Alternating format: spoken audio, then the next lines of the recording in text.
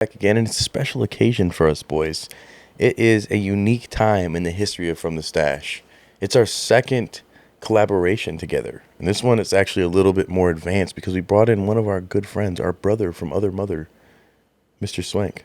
And I think the people who've been following along for years, they've known we've kind of teased other collaborations and projects we've been working on, but this one right here, it's been a long time coming, and I really feel it's one that I'm over the mountain and happiness on, and I'm doing it together with my boys, no Diddy. And I think that we have a big opportunity to maybe change the perception of a lot of people who haven't found the dank out there as much. I think we're bringing it back to the market. You know, I think there's still some good dank, but not like ours. Not like ours. Yeah, had the opportunity to grow our very first F1s. Had some success, had some failures. You were a little later to getting things off based on some of your challenges, and you are kind of a little bit ahead of both of us in regards to where you're at. So, yeah, I really want to share our adventures. And before we do, I just want to give a huge shout out to Swank Genetics, the tank, man, for pairing up with us. And He's off screen. You guys can't see him. Real homie. He's holding flashcards for us. Yep. Real tight homie. Love the dude. I'm glad he's the fourth quarter of this collaboration, because I couldn't have picked a better person to do this with. 100. Yeah. And when you say first time ever growing F1s, well, he's talking about first time ever growing F1s of a Swank Genetics From the Stash collaboration. It's frosted lemonade crossed with fire shit, so a particular genetic. Just want to clarify that, because I know you said first ever F1s. I know there's somebody out there that thought his first time ever growing an F1. Oh, yeah. Someone's going to be in the chat like, he's a noob. Oh, I got it. I literally just picked it up right there. I was like, I don't understand what you're talking about. Yeah, now I get it. Yeah, I get it. Yeah. So yeah, this cross is F4s are done. incredible. This cross is pretty good. You know, I'm happy with it so far. I'm still in the process where I'm doing the grow with it. These guys are ahead of me. I battled with males, so they're regular seeds, and I got a real bad male to female ratio. At first, I planted, was it 6 seeds, and all 6 were male, like right off the bat. And so I'm a little bit behind. These guys had a better male. I think all the females went to them. I think Rob said most of his were female. Yeah. So he got all my potential females. And you guys have both completed a run with it. And we've had the opportunity now to sit down here and consume 3 different phenos from pigeons. And you have 6 different phenos, Rob, is that right? Yeah, 6 total. And it was unfortunate because I had a couple that I thought were males, right? And I named them Pigeons Rob and Chris. I did. They were all in the same pot together. They were a little stash blend together. And 2 of them ended up being ladies. They do look like ladies, the tall, lanky ones. So me and you were ladies, actually, hidden. It was weird. And then Little Strong P was stanky. You were stanky, brother. My wife all would probably GMO. agree. Like all GMO. And the Fire Shit's parent is GMO and Crippy, BX1. So it's got more of that funky, deep, dank, garlicky nast, and it came through heavy on the male, which was crazy. And the female that was in there, the one that I liked the most, came out like a teriyaki chicken, beef jerky, armpit, bad breath sock drawer combo. It was nasty but good, and it accidentally crossed into F2s, which is beautiful. I mean, it was mainly for the fact that I had thought it was 3 males that I was growing, and 2 were females, which got pollinated by the other.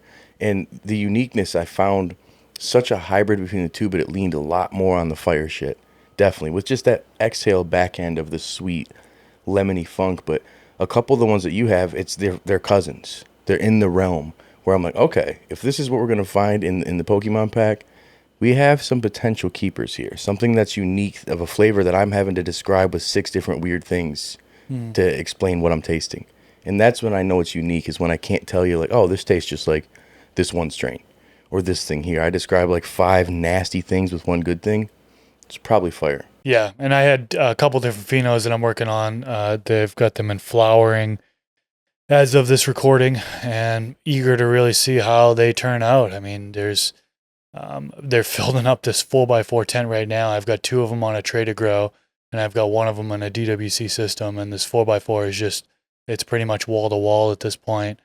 And so I'm anxious to see how the flowers form. And I know when you guys, well, at least I know P, you kept them kind of smaller and more manageable.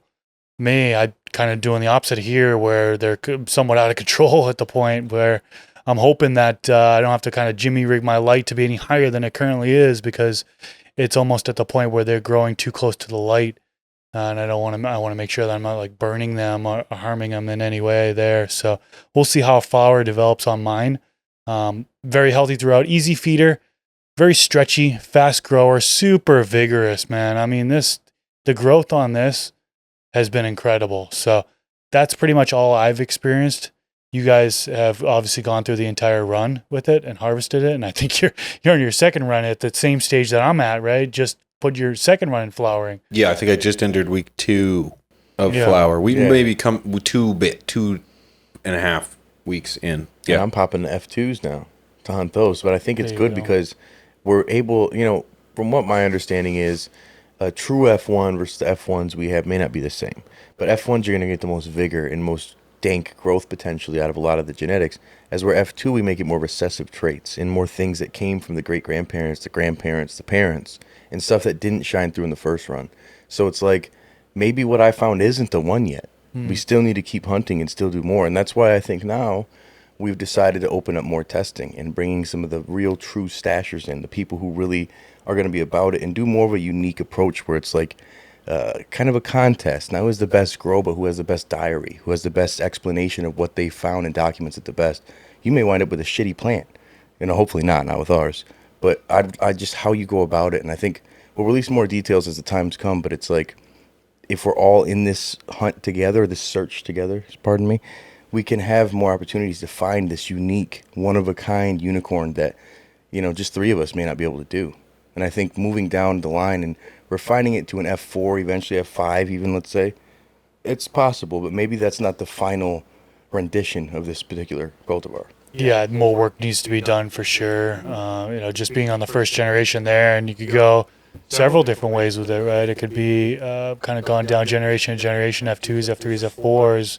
We can go that route with inbreeding, or could reverse a plant, find a keeper within this F1 batch, reverse it, and then pollinate itself, or really a clone of itself. And then you get some feminized seeds from it off a pheno that is selected. So that's a route we could potentially go. Kind of just want to grow it out first and really kind of experience it first and multiple times, right? Like he's mentioned, he's on his second run with it. Let's continue to grow it out, and the picture of the path that we're going will become more clear as time goes on.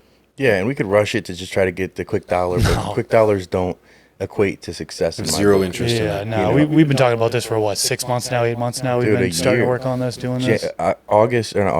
April of not this year, but the past year, I went out to Vegas to check out stuff with Swank, and he was showing me all. It was that long ago. Yeah, that was when we first had this discussion, and he was like, "Dude," because I was telling him about my Sherbert the Pervert, and I had some, we were smoking it, and he was like, "Man, it's taking you that long?" I was like, "Bro, I don't have the space that you do, and I don't have the experience that you do." And he was like, "Man, let's do something together then." And the fact that he came up with something like this that fits in our palates, which is unique, because the frosted lemonade, it's on its own doesn't, but the cross, it's like when you have food that isn't separate ingredients that you'd mess with, but then together you're like, that hits. I would never eat it alone. If you told me what it was, I wouldn't have taken a bite, but now that I did, maybe that's just me because I'm the poverty palate guy, but it's amazing what has come out of this. And I think the savory deep funk that's hit is what I like the most.